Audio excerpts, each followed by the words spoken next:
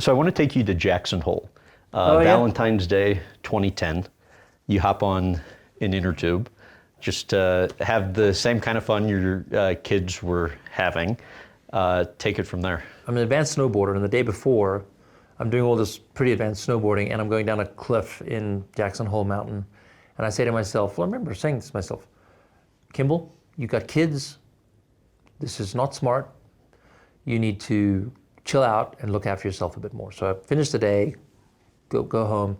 Valentine's Day the next day, let's go inner tubing on a children's run on Jackson Hole Mountain. What could go wrong? So I get on the inner tube. My kids are going down and having a blast. They're like 4 and 6 years old. And I get on it. I'm 6'5", and it's the same tube that everyone uses. So that should have been a red flag. I was like, I should not do it. But you know, I'm usually a yes guy, you know, when it comes to risk. So the tube goes down. I get about 35 miles an hour. I hit these braking mats at the bottom, and my head was facing downhill at the time, and so just the center of gravity was forward. And so instead of the mats breaking the tube, it just stopped the tube, and it just launched me off the tube, going flying backwards. And I land on my head but the force of the landing pushes my head into my chest. I have concussion in my chest from my head going into my chest, ruptures my spine at C6 and C7. I'm paralyzed from the neck down.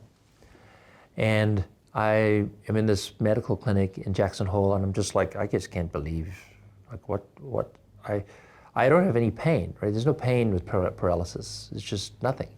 And I remember this doctor saying, we think we can fix you. We're gonna fly in some surgeons to work on your neck. And I'm like, oh yeah, things are gonna be fine. And then I realize I've got tears streaming down the side of my face, and I have no idea what is going on. Just no idea. Because if it doesn't work out, you're a quadriplegic. Quadriplegic. I was paralyzed on my left, so I still had some movement in my right. But the way it was working was blood was going into the spinal column, so it was getting worse. It was 3 days before they could get the right amount of surgeons in, because you can't fly me out either, because the blood would expand and then I would have permanent paralysis. And so every few hours they'd do another MRI with me, and they'd run around with their hair on fire about, oh, there's gonna be this or that. And I just remember watching them do it and just have this kind of surreal out-of-body experience of everyone. My brother was there, Antonio was there, and I don't know if we say this out loud, but it's like I actually had my first experience with God. Really? Yeah, I'm not a religious person. I'm not.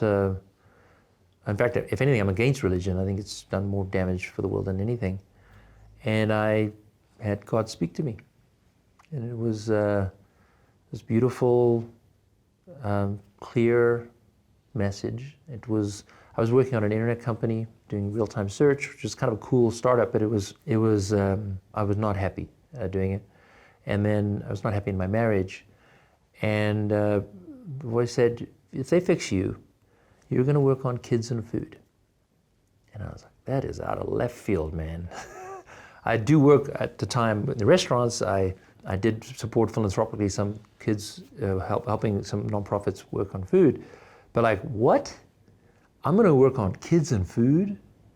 And it was this beautiful, soft, clear message. If they fix you, you're gonna work on kids and food.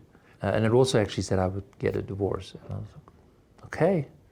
So 3 days later, I come out of this surgery, and it is a success. Did you think it was gonna be a success? They kept telling me that. Okay. But no, I really didn't know. I was just complete shock. Anyway, so I come out of the surgery, and all of a sudden I can move my fingers, and one of the first things I do is I ask for a laptop, and I resign from my company. And then I told my wife that I want to work with kids and food. And so her name is Jen Lewin, and she's an amazing designer, and helped design the restaurants, but also other things. And I was like, can you help me design these this new way of connecting kids to food through school gardens. We designed it together, and it was a few months later I said, I think we also need to be divorced. But that is another story. But fast forward, 12, 13, 14 years later, we're now a funder of 150 nonprofits around the country. We provide equipment, those same learning garden beds that Jen designed. We are now all over the country. We're in thousands of schools. We literally changed how kids are taught about food in a 10-year period. We were serving as an example for other school districts and other schools to actually invest in a proper outdoor classroom, growing food tied to the curriculum. And I was like, wow. Since you alluded to it, I wanted to ask you, what do you think you learned about yourself going through your first marriage and then divorce? I am very grateful for my first marriage. I love Jen to this day. She's wonderful. I'm very proud of myself for choosing a partner for the mom of two of my kids. What I learned was there's a difference between love and compatibility. And for a while we were compatible, and we really had a life together. And I think we were facing this sort of 7-year itch. We ended up staying together much longer than that, but where you're like, oh, we really have to decide that we're on the same journey together or separate. And I think it was that sort of denial that, oh no, this is fine, we can keep doing it the way it was.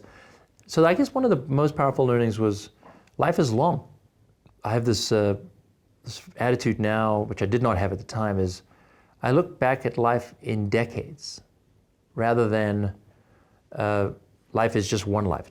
Like one of the decades I remember is 2008 to 2018, that sort of bookend. And I remember that, and I was like, yeah, that was a doozy. Because I got divorced in that time, I broke my neck in that time, and we had to figure out the Tesla in that time, we had to figure out SpaceX, we had to do the restaurants, we had to do the nonprofit, and it was like, wow, that was hard. That was a particularly hard decade. And let's try not to have this next one be that hard. One of my great lessons of that was, if you're going to be with someone, it's okay to acknowledge that you're going to have different chapters, and sometimes you aren't really a fit for the next chapter, and it's okay. You have 4 kids, Four kids. 3 biological, 1 stepchild. Yeah. The role they play in your lives is Oh what? yeah, so I love my kids. So as I said, I cook for them all the time. Yeah. I connect a lot through my meals with them. I love cooking with them. We just did a Thanksgiving where it was just the 6 of us, and we all just took turns cooking something, and they have taken to cooking, and I love it. None of them is professionals. I don't think anyone has that ambition, but we love connecting through food. What are your hopes for them?